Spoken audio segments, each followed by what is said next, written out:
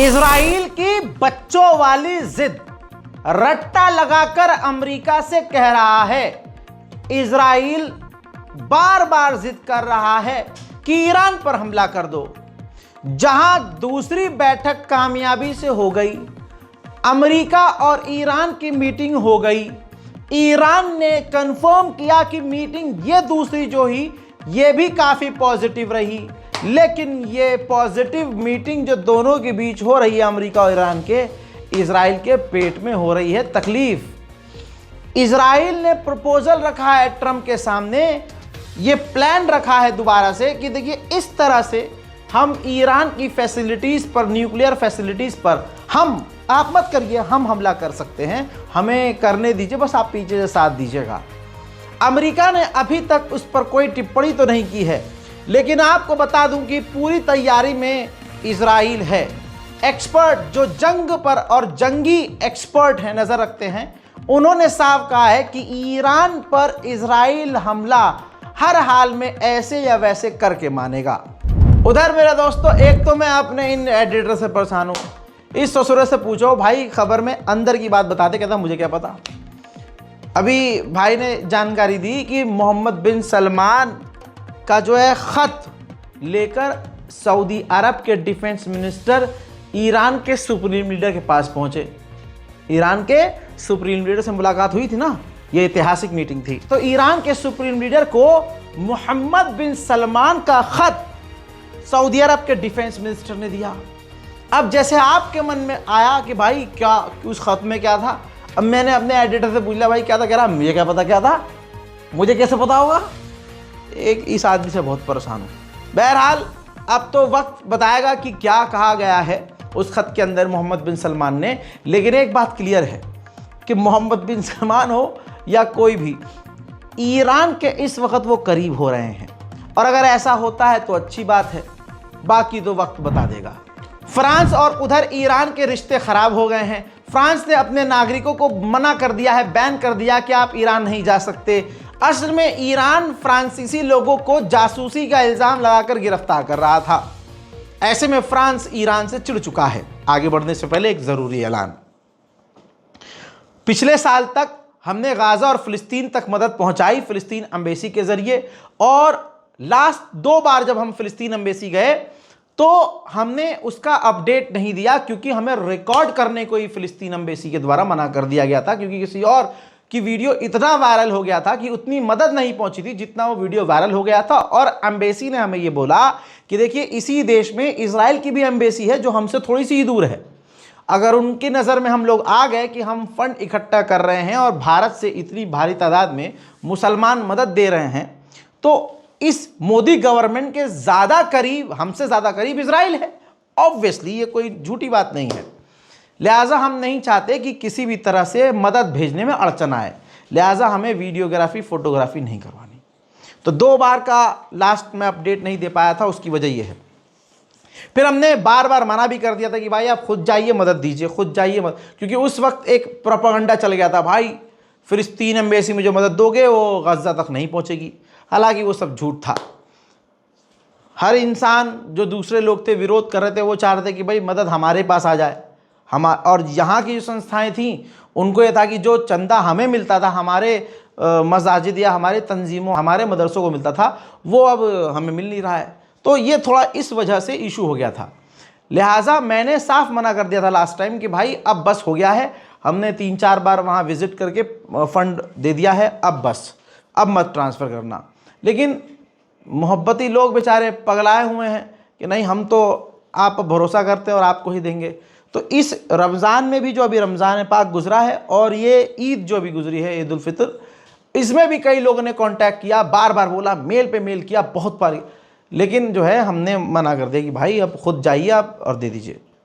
लेकिन दोस्तों, जब हमने अकाउंट्स अपना चेक किया और अकाउंटेंट हमारे पास बैठे, हमारे अकाउंटेंट ने बताया कि भाई 40,500 समथिंग रुपया जो है गजा और फिलिस्तीन के टैग से आया हुआ है, तो ये देना पड़ेगा आपको फिलिस्तीन एम्बेसी। तो अब मेरी टीम कोशिश कर रही है, हमने 31 तारीख तक का समय ले लिया है, 31 मई 2025, अगले महीने की 31 तारीख तक, कि हम फिलिस्तीन एम्बेसी जाएंगे और वहाँ पर जो एक 40,000 समथिंग है और जो आ रहे हैं वो हम एक बार में फाइनल उनको सौंप देंगे और भैया हमारा कंधा हल्का हो जाएगा, बोझ उतर जाएगा।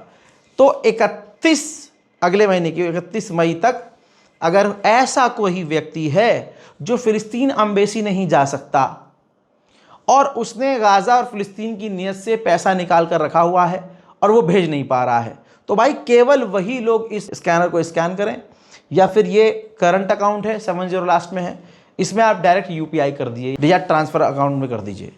सिर्फ वही लोग जो फ़िलिस्तीन एम्बेसी जा नहीं सकते, वरना अगर आप 500 रुपया भी देना चाहें तो फ़िलिस्तीन एम्बेसी जाकर बाहर काउंटर पर बात करके आप वहाँ दे सकते हैं और रिसीविंग ले सकते हैं। रज़ाग्राफ़ी की टीम 31 मई 2025 आखिरी बार फ़िलिस्तीन एम्बेसी जाएगी। जो पुरानी रकम रह गई है जो और अब आएगी इंशाल्लाह, वो हम लेकर फ़िलिस्तीन एम्बेसी जाएंगे और उनको भी हम बता देंगे ये हमारा फाइनल राउंड है, इसके बाद शायद हम ना आएँ और अल्लाह ना करे ज़रूरत पड़े गाज़ा और फ़िलिस्तीन को। हम ये कहेंगे और दुआ करेंगे पूरी दुनिया गाज़ा की और फ़िलिस्तीन की मदद के लिए कंट्री वाइज सामने आए और वहाँ जो अभी हालात हैं सच में उन्हें बहुत मदद की ज़रूरत है। लिहाजा सिर्फ 31 मई 2025। अब जो लोग ये बाद में देखेंगे, इसीलिए मैं बोल रहा हूँ इस तारीख के मुताबिक कि देखो अगर आप इस वीडियो को 1.5 महीने बाद देख रहे हैं या कभी वीडियो आपके पास फॉरवर्ड होकर आया है, तो याद रखिएगा 31 मई 2025 तक के लिए ये वैध है अकाउंट। इसके बाद हम ये अकाउंट भी बंद कर देंगे। लिहाजा आपसे गुजारिश है एक बार फिर से गाज़ा और फ़िलिस्तीन की मदद के लिए आगे आइए, और अगर आप खुद 4-5 लोग इकट्ठा होकर मदद देना चाहते हैं फ़िलिस्तीन एम्बेसी में तो पहुंचिए। इजराइल जितना दबाव बना रहा है अमेरिका पर कि ईरान पर हमला करो, उतना ही अमेरिका के टॉप ऑफिशियल डर रहे हैं या यूं कहूं मना कर रहे हैं। ये महिला अमेरिका की खुफिया विभाग की चीफ है, ये कह रही है भाई हमला नहीं करना हमें ईरान पर, बिल्कुल नहीं करना।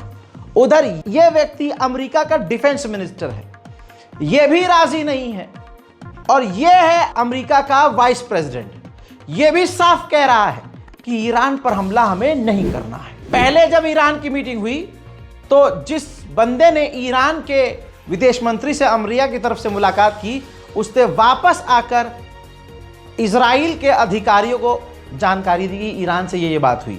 इसके बाद जब ये दूसरी मीटिंग खत्म हुई तो अमेरिका के अधिकारी ने इजराइल के मूसाद के हेड से मुलाकात करके ये दूसरी बार में जो बातचीत हुई है इसकी तमाम अपडेट जानकारियां मूसाद के चीफ को दी। उधर ईरान ने अपने साथियों को मजबूत कर लिया है, अपने पाले में ऐसा लग रहा है कर लिया है। अब ईरान के विदेश मंत्री का रुख चाइना की तरफ है और चाइना के दौरे की तरफ ईरान जा सकता है। ट्रंप ने यह भी कहा कि अगर ईरान परमाणु हासिल कर लेता है तो ईरान के लोग इसमें खुश नहीं होंगे, क्योंकि उनको पता है कि अब वो और बड़े खतरे में हैं। उधर IRGC कमांडर्स जो हैं वो भाई थमने का नाम नहीं ले रहे हैं। उनका यह कहना है कि अगर हम पर हमला हुआ तो हम मसल देंगे दुश्मन को। सुनिए। बिस्मिल्लाहिर्रहमानिर्रहीम।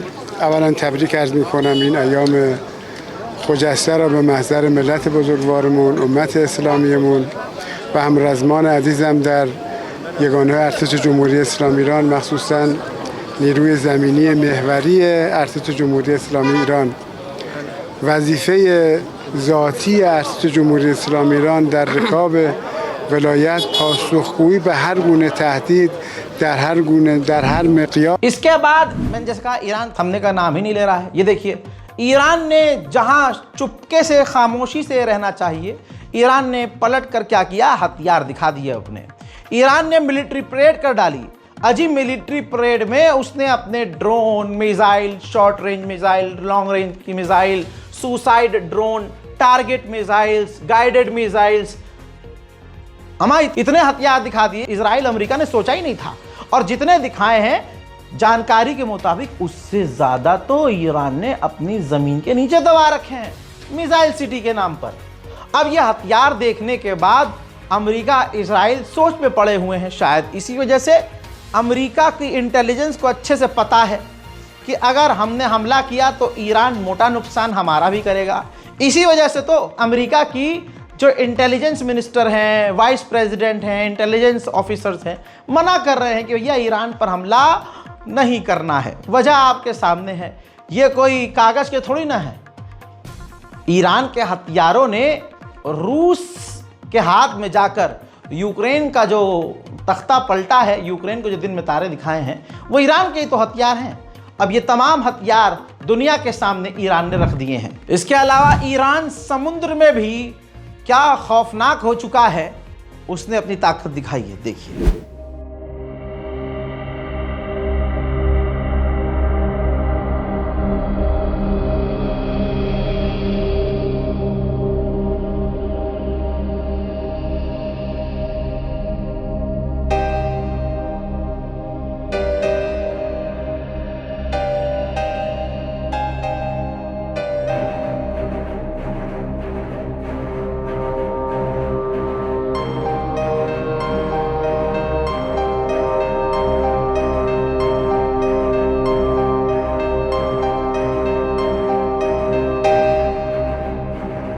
सबसे बड़ा मामला यह था कि उसने अपना डिफेंस सिस्टम S-300, जी हां, S-300 भी दिखाया है।